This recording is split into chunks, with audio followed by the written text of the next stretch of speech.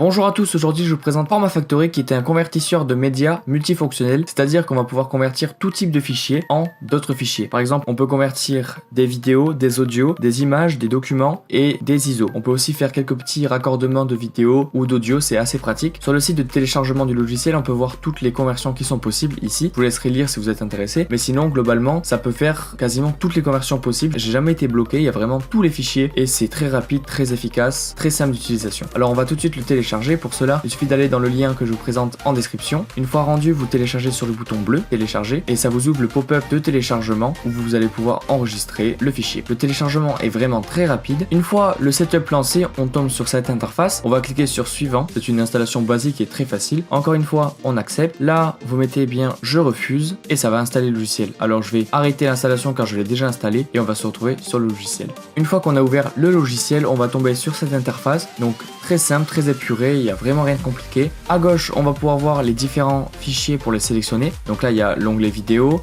l'onglet audio, images, documents, périphériques et utilitaires. Alors il y a plusieurs étapes à respecter avant de pouvoir faire la conversion. On va tout d'abord commencer par sélectionner le dossier de destination en cliquant en haut à gauche. Voilà, ici je l'ai déjà sélectionné, c'est par défaut je crois sur le bureau dans FF Output, donc je vais pas le changer, on peut voir qu'il est ici. Si l'on souhaite le modifier, on se rend en bas à gauche, on peut cliquer, là ça va faire rechercher un dossier. Et là on va pouvoir tout simplement, comme sur d'autres logiciels, créer ou sélectionner notre dossier afin de le sélectionner pour un dossier de destination. Donc je vais pas le faire, je garde mon dossier destination sur le bureau. Alors je vais pas vous montrer pour tous les fichiers car l'étape et la manipulation est exactement identique pour tous les fichiers. Je vais convertir un fichier MP3 en fichier WMA. Donc pour cela je clique sur WMA, c'est-à-dire le type de fichier auquel je veux convertir. Je clique, ça m'ouvre une fenêtre où je vais pouvoir régler les paramètres de sortie en mettant en bonne qualité. Voilà, c'est comme ça il n'y aura pas du tout de perte de qualité, ça va être parfait. On mettra OK et là il n'y a rien d'autre à faire. On peut sélectionner encore une fois le dossier de destination. Là on peut, si on veut, cocher ajouter le nom du réglage, bonne qualité, et on va tout simplement importer notre fichier, c'est-à-dire ajouter un fichier. On va aller chercher dans mes musiques, on en prend une au hasard, ouvrir, et là on peut voir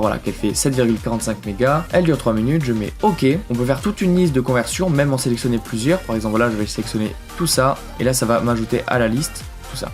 Donc je vais les supprimer parce que j'ai pas envie de les convertir celle-ci. Et là je vais lancer ma conversion en cliquant sur démarrer. Voilà, après quelques secondes la conversion est terminée. Je vais pouvoir ouvrir mon fichier output et on peut voir qu'il y a bien ma musique en format WMA alors qu'à l'origine c'était un format MP3. Si vous vouliez par exemple convertir une vidéo, vous aurez fait exactement la même chose. Voilà, c'est la fin de cette vidéo, j'espère qu'elle vous aura été utile, qu'elle sera claire. Si c'est le cas, précisez-le moi dans les commentaires, les points positifs, les points négatifs. N'hésitez pas à le partager à vos amis, à vous abonner à la chaîne et à liker la vidéo. Sur ce, je vous laisse et à une prochaine pour une nouvelle vidéo. Bye bye.